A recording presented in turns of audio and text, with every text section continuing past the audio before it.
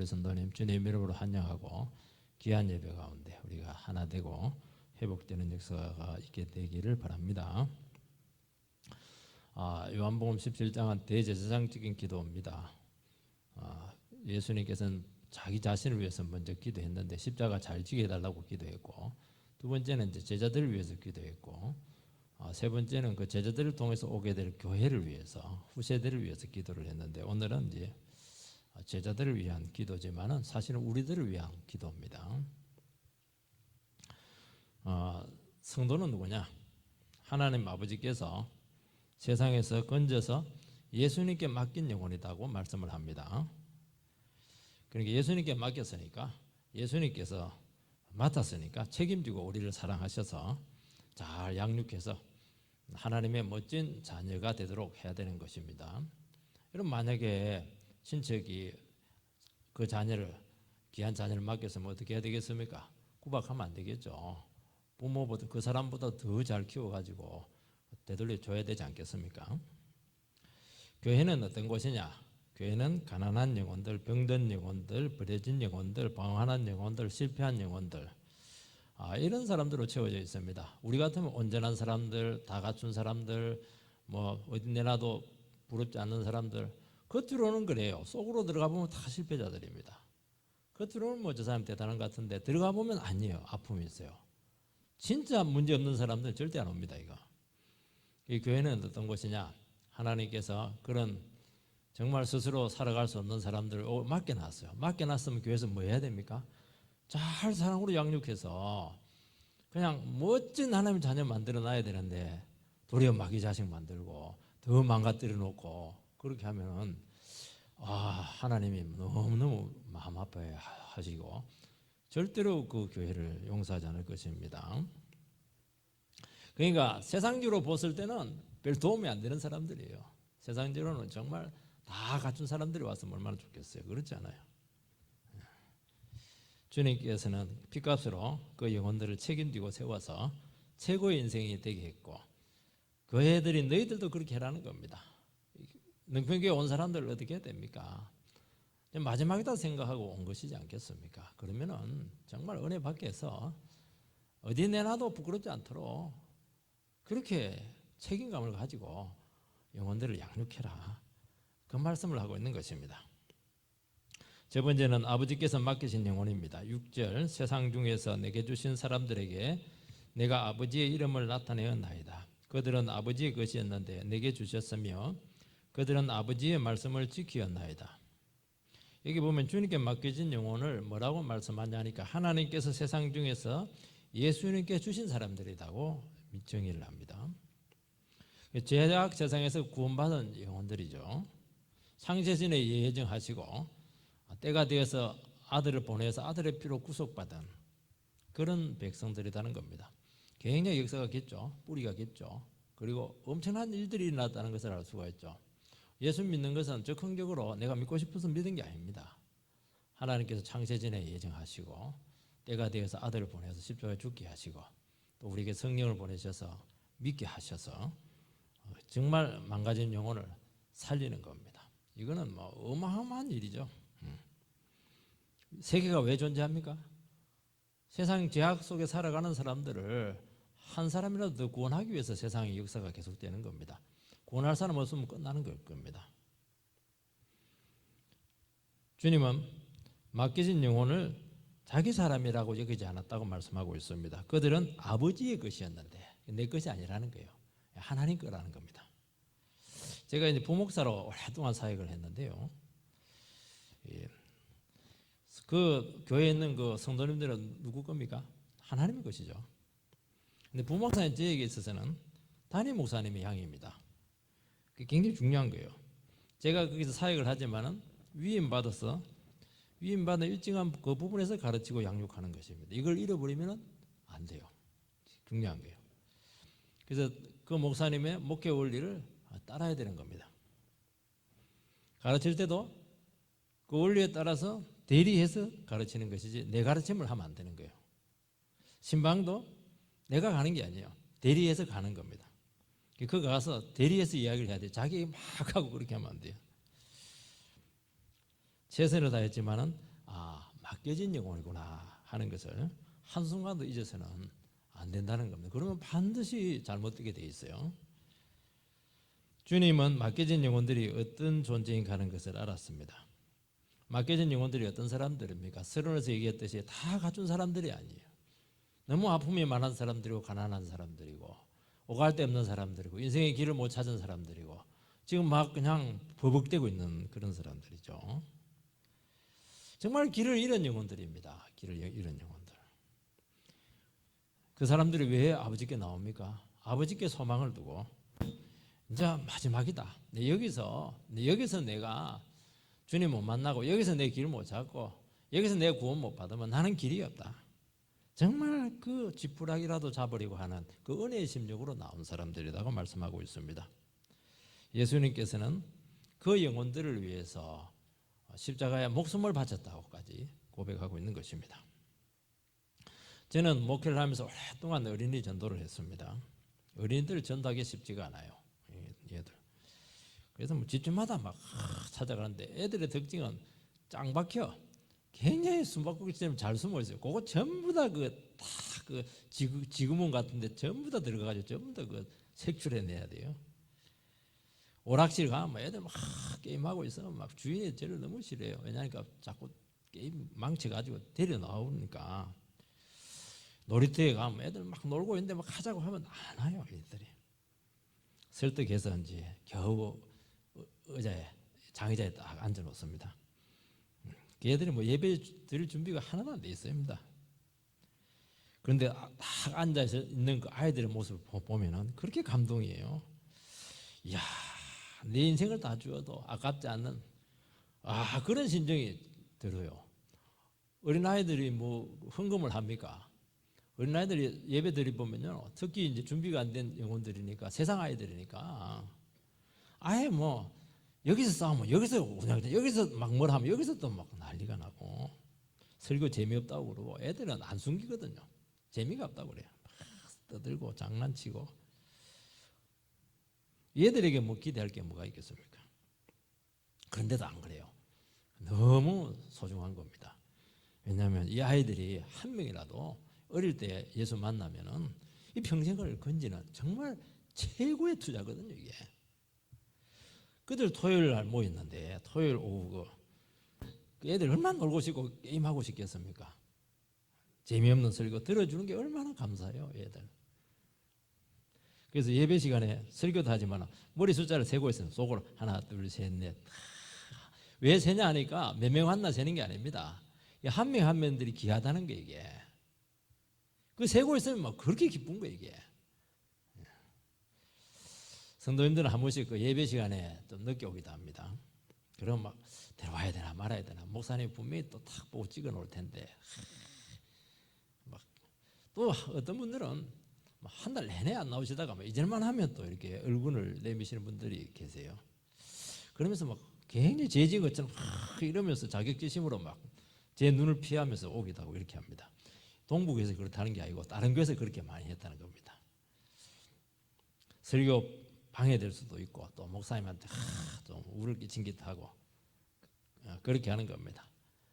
근데요, 얼굴 한번 보이고 가는 거하고 안 보이고 가는 거하고는 하늘과 땅 차이예요. 늦게 왔지만은 그래도 얼굴 보고 막 가는 거 이건 막 얼마나 고마운지 몰라요. 막 그냥 사람들이 오랜만에 오고 이러면 목사님 막 인상 깊을까 싶어서 굉장히 눈치를 보거든요. 저는 전혀 그게 없어요. 너무너무 반가운 거 이게. 그래도 영원히 안 가고 왔구나 하는 게 얼마나 안심이 되고 그래야도 자책을 하고 있었는데 막 그렇게 좋은 거예요. 부족한 설교 들어준 것도 감사하고 간간히 또 아멘까지 하고 그렇게 하는 겁니다. 아버지께서 신실하게 여기서 맡겨진 영혼들이거든요. 맡겨진 영혼들이라고 하는 것은 구비된 사람이 아니에요. 도움이 되는 사람이 아니라는 겁니다. 정말 도움이 필요한 사람, 하나님의 은혜가 필요한 사람들이거든요. 그러니까 맡겨지니까 더 힘든 거예요. 나도 죄인이고 부족한데 천하보다도 귀한 영혼을 맡기신 것을 생각하면은 결코 소홀히 할 수가 없고 하나하나에 대해서 최선을 다할 수밖에 없는 것이죠. 예수님처럼 목숨은 못 바쳐도 십자가에는 대신은 못 박혀줘도 마음은 항상 십자가에 달려있는 그 심정으로 맡겨진 영혼들을 대해라고 말씀하고 있는 것입니다. 주님께서는 맡겨진 영혼이 누구의 소유인가 하는 것을 분명히 했습니다. 이게 아버지 것이지 내 사람이 아니라고 말씀하고 있습니다.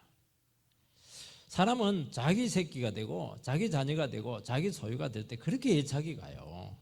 헌신하게 되고 뭐 아무리 버줘도 아깝지가 않습니다. 남에게 막 밥 한번 사주는 거는 막 생각을 많이 해야 돼요. 그런데 지 자식은 막 아무리 많이 줘도 막 많이 줄수록 기쁜 거예요, 이게. 근데 남의 자식이라 내 자식이 아니라 하지 않습니까? 남의 자식 키워봐야 내 자식이 아니다. 이 의식이 어부 부모들의 사랑의 한계거든요. 그런데 정말 그 영혼 자체에 관심을 가지게 된다면 완전히 달라지는 겁니다. 생모보다도 더 사랑을 할 수가 있는 거예요. 생모가 없는 지혜들 얼마나 공고할까? 그들이 얼마나 사랑이 많이 필요할까? 불쌍한가? 저에게도 꿈이 있었고 그들에게도 미래가 있었는데 완전 인생이 한번 끊겼을 텐데 내가 그 생모보다 2배로 내가 사랑해 주자. 그 영혼 자체에 대해서 관심을 가져. 내 몸으로 낳지는 않았지만 얼마든지 그렇게 할 수가 있는 것이거든요. 그러면서 인간적인 한계를 극복할 수가 있는 것입니다. 예수님께서는 어떻게 했냐? 내 사람 아니다. 하나님의 사람이다. 그렇지만 나에게 맡겨졌다. 그들이 얼마나 주님의 사랑이 필요한가? 아버지의 사랑도 필요하고 나의 사랑도 필요하다. 그렇게 하니까 솔직히 얘기해서 성부 하나님은 죽지 않았지만 성자 하나님은 죽어주셨잖아요. 맡겼으니까 죽어주는 겁니다. 참 그게 신기해요. 맡겨지면 사람이 좀 달라져요. 나에게 맡겨지고 내 속 안에 있구나. 맞아. 어떻게 하든지 최고로 멋지게 키워야지. 그게 정상적인 심정이라고 말씀하고 있는 것입니다. 우리는 항상 영혼을 볼 때 맡겨진 영혼이다 하는 것을 꼭 기억을 해야 되는 것입니다. 그래서 그 영혼 자체에 관심을 가져야 된다는 겁니다. 그 사람들은 자아들이 다 망가졌어요. 그 치료가 돼야 되는 겁니다. 여러분 정상적인 사람은 왜 맡깁니까? 자기 스스로 못 걸어가니까 맡기지 않겠습니까? 혼자 못 가니까 손을 잡아줘야 되는 것이고 안아줘야 되는 것이거든요. 얼마나 하나님의 축복이 그들에게 필요하겠습니까? 사랑을 못 받아가지고 저렇게 힘들어하지 않습니까? 그런 영혼에 대한 시각이 생기게 되면요, 어떻게 내 입장을 생각하게 되고 내가 어떻게 그 사람을 판단할 수 있게 되고 허물이 어떠니 그 사람이 뭐 내 마음에 드니 안 드니 어떻게 그런 말을 할 수가 있겠습니까? 그 사람이 나에게 이익이 되나 나의 인생에 도움이 되나 어떻게 그런 자기 중심적인 생각을 할 수가 있겠어요? 그건 가증한 것이죠. 제자들은 너무 문제가 많아요. 지금도 막 그들이 막 아무것도 깨닫지를 못해 지금 막 천지를 지금 분간을 못 하고 있습니다. 철이 들지 않았어요. 뭐 버릴 수 있습니까? 버릴 수도 없고 뭐 정말 사랑도 할 수가 없어요. 그 하는 모습을 보면은. 근데 예수님께서는 그 모든 영혼의 짐을 끝까지 지고 가셨습니다. 약점 공격했습니까? 안 했죠. 비난했습니까? 절대로 비난 안 했습니다. 책망은 해요. 왜냐하면 정신 차리도록 했지만 절대로 비난하잖아요. 아버지가 얼마나 사랑하는 걸 아시기 때문에 십자가 희생을 감당을 하신 것입니다. 마음에 안 든다고 포기할 수 있습니까? 여러분 포기할 수 있으면 사랑하지 않는 겁니다. 사랑은 안 포기하는 거예요. 끝까지. 저는 그 요한복음을 볼 때마다 이 구절을 잘 좋아해요. 하나님께서 자기 사람을 사랑하실 때 끝까지 사랑하시니라. 그 말씀 얼마나 감사해요. 우리는 끝까지 못 사랑하거든요. 그런데 예수님은 끝까지 사랑했다는 거예요. 끝까지 사랑했다고 하는 것은 어떻게 나오더라도 사랑하고야 만다는 것이 포함되어 있거든요. 이게. 여러분 우리가 다른 영혼을 주님의 심정으로 대할 수 있는 길은 자기 자신이 먼저 하나님의 사랑을 알아야 되는 겁니다. 포기하지 않는 하나님의 사랑. 내가 어떻게 하나님의 사랑 안에 들어왔는가 하는 것을 생생하게 경험하지 않았습니까? 쉽게 말해서 구속의 은혜를 맛보아야 한다는 것입니다. 여러분 우리가 받은 은혜의 깊이만큼 사랑할 수가 있는 거예요. 인간적인 사랑으로는 안 돼요. 인간적인 사랑은 절대로 나올 수가 없어요. 십자가 사랑, 신적인 사랑만이 맡겨진 영혼을 책임질 수가 있는 것이고, 하나님께서 우리에게 많은 영혼을 맡기셨다고 하면은 우리가 많은 은혜를 책임지고 있는 것이고, 하나님께서 너무너무 귀하게 쓰고 있다고 말씀하고 있는 것입니다. 두 번째는 이 맡겨진 영혼들에게 주님께서 하신 일입니다. 6절 상반절을 읽어보면, 세상 중에서 내게 주신 사람들에게 내가 아버지의 이름을 나타내었나이다. 여기 보면 아버지의 이름이 나옵니다. 이름이 참 중요해요. 이름이라고 하는 것은 그 단지 칭호만 얘기하는 것이 아닙니다. 그 이름 속에는 그 사람의 속성이 들어있고 성품이 들어있고 그 사람의 장단점 기능들이 들어있고 그 사람의 이해 폭이 들어있고 그 사람 속에는 능력과 자격들이 다 들어있는 것입니다. 그 사람 이름을 딱 들으면 그 사람에게 다 나오는 거잖아요. 이름은 그것을 총칭하는 것입니다. 저 사람은 사업으로 이름을 날렸어. 그러면 이 사람은 사업 수완이 대단히 뛰어나다는 것이죠. 저 사람은 이름값을 해. 저 사람은 이름값을 못해. 이름에는 값이 있다는 거예요. 저 정도의 이름이 되면 이 정도의 삶을 살아줘야 되는데 그런 삶을 못 사는 거예요. 제대로 못 살았던 거예요. 그러면 이름값을 못하는 겁니다. 우리나라는 이 장명을 옛날부터 굉장히 중요하게 여겼습니다. 대구 가면 감히 누가 이름을 함부로 장명하는 거 그런 대목이 크게 붙여져 있어요. 왜냐하면 이름이라고 하는 것은 운명에 영향을 준다고 생각하기 때문에 우리 나이 드신 어르신들 보면 여성인데 막 좀 특이한 남자 이름을 가지고 계신 분들이 계세요. 그것은 할아버지가 고민을 엄청나게 해가지고 지어준 건데 부르기는 너무 이상해요. 이게 이스라엘 사람들은 그 신앙적인 의미를 이름에 꼭 집어넣습니다. 왜냐하면 신앙의 뿌리가 있기 때문에 그렇게 하는 것이죠. 그래서 어떻게 하든지 하나님과 연결을 시킵니다. 성경에는 하나님의 이름이 하나님으로만 나오는 게 아니고 다양하게 나옵니다. 여호와 이래가지고 여호와 이레, 여호와 니시, 여호와 라파 이런 이름들이 막 나와요. 왜 이스라엘 사람들은 여호와 이름으로만 얘기하지 않고 그 뒤에다 다른 별명을 붙였는가? 그것은 그들에게는 너무너무 중요한 문제였죠. 그 어렵고 힘든 절망적인 상황 속에서 하나님께서 찾아오셔가지고 나는 이런 하나님이다. 나는 라파 대신 하나님이시다. 나는 깃발 대신 하나님이시다.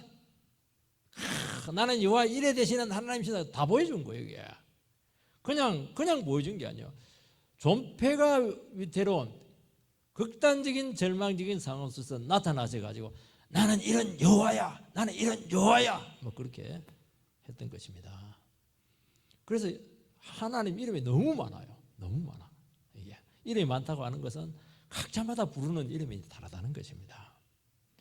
여러분 여호와 라파는 치료하시는 하나님 아니십니까?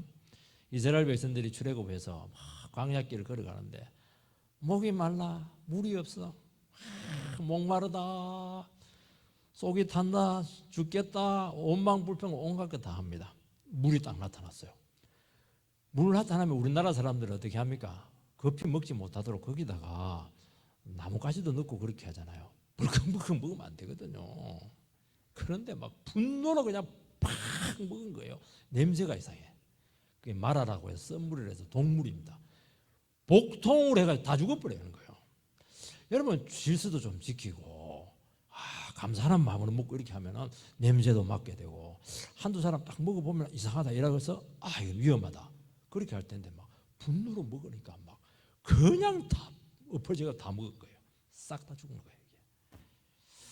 왜 그렇게 한 겁니까? 화가 나서 그렇게 한 겁니다. 조금만 더 가면 엘림이라 해서 너무너무 좋은 물인데 약수가 퍽퍽 나오는데 그걸 못 참은 거예요. 화가 나서. 이 정도 되면 하나님께서 어떻게 하겠습니까? 그래 성질 애들이만 그래 죽든지 말든지 니들이 뭐 설사약을 먹든지 뭐 지사약을 먹든지 알아서 해라 그렇게 할 텐데 그렇게 하지 않고 어떻게 합니까? 불쌍히 여기셔서 그들을 치료를 해주셨습니다. 그래서 그들은 너무 은혜가 고마워서 이렇게 화를 내고 주님께 원망했는데 우리 같은 사람을 버리지 않고 또 치료해 주신 그 하나님 여호와 라파의 하나님 굉장하잖아요. 사람들은 세상을 살아갈 때 막 분노로 살아가요. 너무너무 화가 나요. 상처를 너무너무 많이 받아가지고 그냥 견딜 수가 없는 거예요. 비관해요. 그럼 어떻게 병들고 인생 실패하고 그러다가 그냥 죽는 겁니다. 근데 그때라도 회개하면 라파 되신 주님께서 치료해 주실까요? 안 치료해 주실까요? 치료해 주시죠. 이게 구원이라는 겁니다. 그게 여호와 라파 이름 속에 들어있는 하나님의 별명이에요. 이게. 여러분, 아브라함이 백시에 낳은 아들 이삭을 번제로 바치라 했을 때 얼마나 괴로웠겠습니까? 3일 길을 가요. 모리아산으로. 3일 길은 자기 인생에서 최고로 먼 기간이었어요. 심리적으로 최고로 힘든 기간이었죠. 그래도 꾸역꾸역 갑니다. 꾸역꾸역 장작 쥐고 칼 들고 이렇게 올라가요. 제단을 딱 펴놓고 아들 묶어가지고 칼로 탁 내리치려 했는데 급히 하나님께서 수덥 옆에 봐라 이러니까 염소가 그냥 뿔이 그냥 나무에 걸려가지고 있는 거예요. 그래서 그거 가지고 제물을 대신 바쳐라. 네가 진짜 나를 사랑하는 줄 알았다. 그렇게 주님께서는 그에게 선포를 합니다. 그게 뭐냐니까 여호와 이레 하나님이라는 겁니다. 이레라고 하는 것은 준비하시는 하나님, 미리 준비해 주시는 하나님이십니다. 우리는 인생을 살아가면서 얼마나 절망적인 순간들이 많아요. 죽어야 될지 말아야 될지 여기서 끝장을 내야 될지 다시 시작을 해야 될지 내 인생이 끝난 것 아닌가. 나는 아무리 생각해도 미래에 대한 그림이 안 나온다. 그렇게 하는 겁니다. 어떻게 하는 겁니까? 사흘길 절망적인 죽음의 그 사흘길을 걸어서 어디로 옵니까? 예배 자리로 오는 거예요. 예배 자리로 오니까 준비가 돼 있었어요. 여호와 이레 하나님 예배 드리니까 여기에서 주님께 다 준비해 놓은 거예요. 이게 들을 말도 있고 인생 길도 있고 답도 있고 다 있는 거예요. 이게 그게 살 길을 준비해 놓으셨다. 얼마나 감사해요. 여호와 이레 하나님이신 줄 믿습니다. 다른 데 가면 죽어요. 더 화가 나가지고 죽어요. 더 절망이 오고 죽습니다. 여기는 사는 겁니다. 이스라엘 백성들이 출애굽하고 나서 그들이 사막길을 걸어가는데 아말렉이라고 하는 엄청난 찔기고 찰거머리 같은 그 도적제들이 있고 이들은 게릴라들입니다. 사막의 게릴라. 이들은 정규군보다 더 무서운 것들이 게릴라들이거든요. 그들하고 탁 붙었어요. 이스라엘 백성들 노예 백성들인데 무기가 있습니까? 뭐 훈련을 했습니까? 그야말로 오합지졸이에요. 싸울 수가 없는 거예요. 이거는 무조건 백패입니다. 무조건 패배하게 되어 있는 거예요. 하나님께 어떻게 했습니까? 올라가라. 손을 들어라 모세야. 팔이 내려가니 올라가면 막 밀어붙이고 팔이 내려가면 막 밀리고 막 이렇게 하니까 아론과 훌이 양쪽에서 팔을 들고 계속 하니까 밀어붙여가지고 이겨버렸어요. 이거는 엄청난 거죠. 그때 불려진 별명이 뭐냐? 여호와 리스의 하나님. 여호와는 나의 깃발이다. 그전에는 막 내가 얼마나 가지 있고 내가 얼마나 능력 있고 내가 얼마나 훈련을 받았고 그게 중요한 줄 알았는데 아니에요. 깃발을 붙잡고 가면 이기는 거예요. 여호와의 이름을 붙잡고 깃발을 가지고 가면 막 이기는 거예요. 이게. 근데 내 깃발 꽂고 가면 백패입니다. 아무리 지금 학벌이 있고 능력 있고 가진 거 있고 이래도 백패예요. 이것을 이스라엘 백성들이 경험한 겁니다. 그게 뭐냐니까 여호와의 이름 속에 들어있는 그 의미라는 거예요. 어마어마하잖아요. 이게. 그 이름 하나만 여러분들이 제대로 이해를 하고 그 이름 하나만 여러분들께서 다 인생에 간직하면은 이거는 뭐 노다지와 같은 것이 어마어마한 거 이게. 예수님께서는 맡겨진 영혼들에게 아버지의 이름을 나타내셨습니다. 하나님 아버지의 이름이 얼마나 위대하고 능력이 있고 큰가 하는 것을 그들에게 나타냈다는 거예요. 그게 가르치기 쉽지 않거든요. 엄마들 자식들에게 뭘 가르쳐 줘야 되겠습니까? 뭐 구구단도 가르쳐 줘야 되겠지만 여호와의 이름이 얼마나 위대한가는 것을 자녀들에게 가르쳐 줘야 되지 않겠습니까? 사람들은 하나님을 모릅니다. 모르면 오해하는 겁니다. 그런데 예수님께서는 아버지에 대한 모든 것을 다 드러내셨습니다. 여기서 나타내셨다 하는 것은 계시하셨다는 것이죠. 말씀과 삶과 사역을 통해서 계시를 하신 것입니다. 그래서 예수님께서는 오직 하나님의 이름으로만 나아가셨고 하나님의 이름으로 말하셨고 하나님의 이름을 위해서 살고 죽는 인생이 되었던 것입니다. 그래서 예수님을 통해서 제자들은 뭘 봤냐? 여호와 아버지의 이름이 얼마나 위대한가 하는 것을 봤어요. 예수님께서 예루살렘에 갔을 때 아침에 내가 시장에 가지고 배가 고파서 무화과나무를 봤는데 열매가 없어요. 입은 무성한데. 그래서 예수님이 저주를 합니다. 그 다음날 가니까 저주한 무화과나무가 뿌리채 말라버렸어요. 되게 마를 때는 잎사귀부터 마르거든요. 뿌리채 말랐다고 하는 것은 기적으로 마른 거예요. 예수님, 저주하신 무화과나무가 말랐습니다. 그렇게 하니까 예수님께서 뭐라고 했냐니까 하나님을 믿으라 그렇게 얘기하는 겁니다. 그래, 내 말 굉장하지? 내 말이면 끝나는 거야. 그렇게 하지 않고 하나님을 믿으라 그렇게 하는 겁니다. 제 아들 하나님 안 믿었으면 믿었죠. 삼위일체 하나님이시고 예수님 아버지인 거 다 믿었죠. 그리 믿지 말라는 거예요. 진짜 믿으라는 거예요. 진짜 믿으면 뽕나무가 뽑혀 바다에 옮기면 그대로 될 줄, 산이 옮겨 바다에 던지라면 그대로 될 줄, 기도하면 이미 받은 줄로 믿어라 그 얘기를 하잖아요. 그게 안 믿은 거예요. 안 믿은 거예요. 그냥 형식적으로 믿은 거예요. 형식적으로, 이론적으로. 그리 믿지 말고 제자들은 그냥 예수님도 성질이 있네. 화가 나서 그냥 아이고 배가 고픈데 그냥 배고프면 화나잖아요. 아 먹으려고 했는데 그냥 열매가 없으니까 막 확 분노로 얘기한 줄 알았는데 그게 아니었어요. 예수님의 말씀은 그대로 능력이었어요. 이게 깜짝 놀랐잖아요. 이게. 여러분 설교 말씀을 뭐 흘려들으면 안 됩니다. 그걸 그대로 받아보는 바로 능력이에요. 그거. 하나님을 믿으라는 거예요. 제대로 믿으라는 겁니다. 그들은 아버지의 말씀을 지켰나이다. 하나님의 이름을 나타내니까 그 사람들은 하나님의 말씀을 지켰습니다. 하나님을 경험하게 되니까 하나님의 말씀을 지키지 않을 수가 없었습니다. 여러분 하나님의 능력이 나타났고 그분의 속성과 성품과 지혜가 막 나타났어요. 하나님의 이름만의 능력이고 진정한 도움이 된다는 것, 그때 눈이 번쩍 뜨이면서 깨닫게 되었다는 것입니다. 그러니까 사람들은 그걸 몰라요. 하나님이 진짜 능력이라는 걸 몰라요. 하나님을 믿어야 된다는데 그거는 교회에서만 믿는 것이고 진짜 내 삶 가운데, 내 인생 가운데, 내 결혼 문제 가운데, 나의 그 사업 문제 가운데 하나님을 진짜 믿고 있는가? 여기에 대해서는 아멘이라고 할 수 있는 사람들이 많지가 않다는 거예요. 이게 문제예요. 그러니까 실제로 문제가 터지면 하나님 안 믿어요. 세상으로 가서 손 벌리고 그게 무슨 도움이 될 것처럼 해서 기웃거리고 그거 보면 알잖아요. 그거 하나님 믿는 거 아니거든요. 그리 하지 말라는 거예요. 그러면서 어떻게 합니까? 내가 여호와 하나님만이 나의 도움이신 것을 내가 몰랐구나. 천지를 나의 도움이 어디서 올고 천지를 지으신 여호와께로부터 오는도다. 우리 정말 찬양은 하고 너무 좋아하는데 실제로는 안 그래요. 착각을 한 거예요. 착각을. 내가 지금 착각하고 살았구나. 엉뚱한데 내가 손을 벌리고 있었구나. 엉뚱한데 기대하고 있었구나.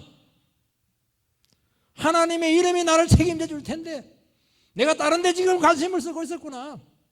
하나님이 믿으라는 거예요. 그 고백을 하게 된다는 것입니다.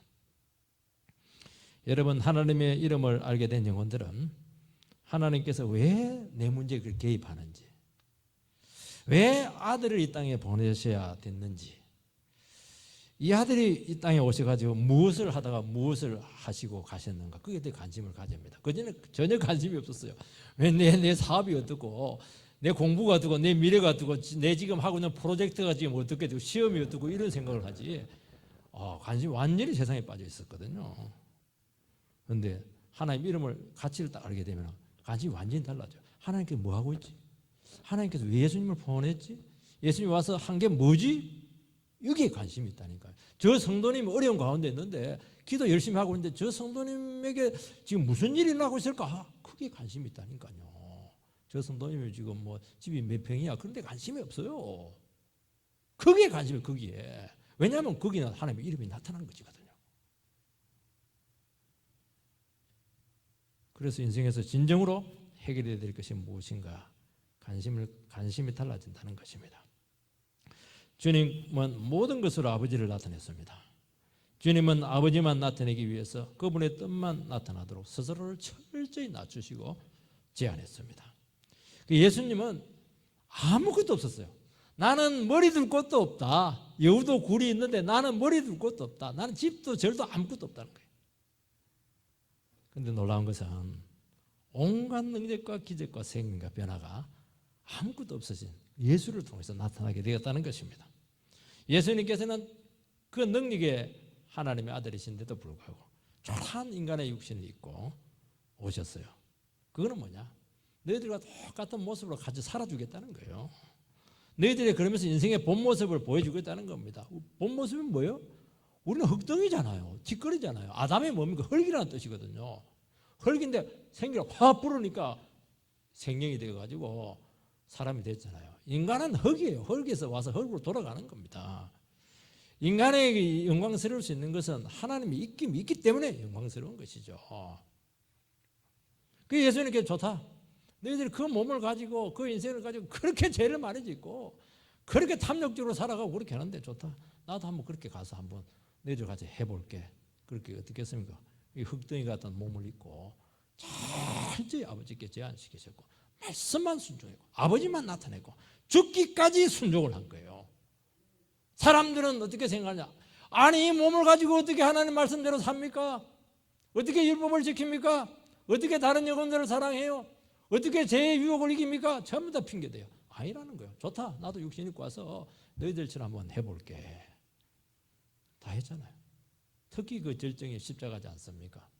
십자가는 뭘 얘기하는 건가? 아무 죄가 없는데 막 사람들이 미워해가지고 모함해서 죽였는데 우리 같으면 뭐 어떻게 하겠어요? 뭐 온갖 저주를 반격하고 이럴 텐데 무력하게 달렸었어요. 완전히 바보처럼. 자기 힘을 절대로 안 썼어요. 흙덩이로 있었어요. 흙이니까 흙덩이로 있었어요. 그때 어떻게 됐습니까? 전능하신 하나님의 능력이 역사하기 시작했습니다. 원수를 붙는 사랑의 능력이 거기서 나왔고 죽은 자를 살리는 생명의 능력이 나왔고 와 불가능한 일이 열리게 되었고 막힌 담이 뚫리게 되었고 그런 역사가 나타나게 되었다는 것입니다. 우리는 내가 하고 싶죠? 내가 가서 막 정치해가지고 막 하고 싶죠? 손대면 손댈수록 망가지게 될 겁니다. 여러분 지금 문제가 그거는 손만 대면 망가지는 거예요. 인간은 왜? 죄인이니까. 죄인은 더러운 손 갖고 자꾸 만지면 안 돼요. 더러운 손 가지고. 더러운 손은 자꾸 주니까 손을 씻어야지. 왜 그거 가지고 여기 만지고 여기 만지고 그렇게 해요. 다 욕심이지 탐욕이지. 그러니까 다 깨지는 거예요. 다 깨지는 거예요. 좀 가만히 있어요. 가만히. 무력하게 좀 가만히 있으라고 하나님께 하시도록. 그거 이야기하는 것입니다. 여러분 자기 자신을 비우고 흙덩이로 내려갈 때 그때 하나님의 이름이 막 나타나기 시작하는 겁니다. 여러분 인생들이 살 수 있는 길은 주님처럼 그분의 뜻에 자기 자신을 철저히 제한하는 것입니다. 인생들은 하나님과 상관없이 마음대로 살아가요. 왜냐하면 천상천하 유아독존이니까. 그래서 저는 불교에 대해서는 비난할 필요는 없지만 불교는 내가 중심이에요. 그런데 우리 기독교는 하나님이 중심입니다. 천상천하 유아독존은 아니에요. 너 위에 주인이 있다는 거예요. 주인이. 네가 어떻게 주인이냐는 거예요. 네가 어떻게 주인공이냐는 거예요. 여러분 인생들은 하나님과 상관없이 자기 마음대로요. 자기 영광밖에 없어. 자기 생각밖에 안 해요. 여러분 우리 인생은 흙덩이에 불과하다고 성경은 누누이 말씀하고 있는 것입니다. 그런데 문제는 뭐냐니까 내가 흙이고 뒷거리라고 하는 그 진실을 너무너무 쉽게 잊고 살아간다는 것입니다. 아무것도 아닌데 그 권력에서 내려오면 막 이빨 빠진 허연 노인인데 머리 완전히 벗겨져가지고 그걸 모르고 있는 게 그걸 거기서 그냥 자기 모습인 줄 알고 영광 다 취하려고 그렇게 하는 것입니다. 하나님께서는 우리의 가면을 철저히 벗기십니다.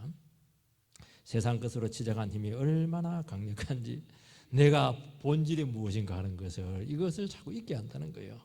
그런데 한번 은혜가 비춰지기만 하면 은혜의 비가 막 내리기만 하면 치장한 흙덩이가 확 씻겨지면서 쌩얼이 딱 나타난 겁니다. 화장한 거, 치장한 거, 성형한 거 다 드러나요. 그게 자기 모습이죠. 그때 내가 누구인가 하는 것을 알아가기 시작합니다. 자기 자신의 가치를 스스로 높이거나 자기 뜻대로 살면 어떻게 되는가, 그건 네 꼬락선이다. 세상의 것으로 치장한 것이 얼마나 초라한 것인가, 그게 네 모습이야. 지금 그때 대단한 줄 알았지? 아무것도 아니야 너. 그 자리에 내려면 아무것도 아니야 너. 내가 피조물이며 아무것도 아니라는 것을 고백하게 하신다는 것입니다. 그래서 하나님께서 아무 힘도 쓰지 못하게 합니다. 그곳에 주님이 함께 하십니다. 주님의 이름에 나타나기 시작하고 주님의 뜻이 그때부터 이루어지게 될 줄 믿습니다.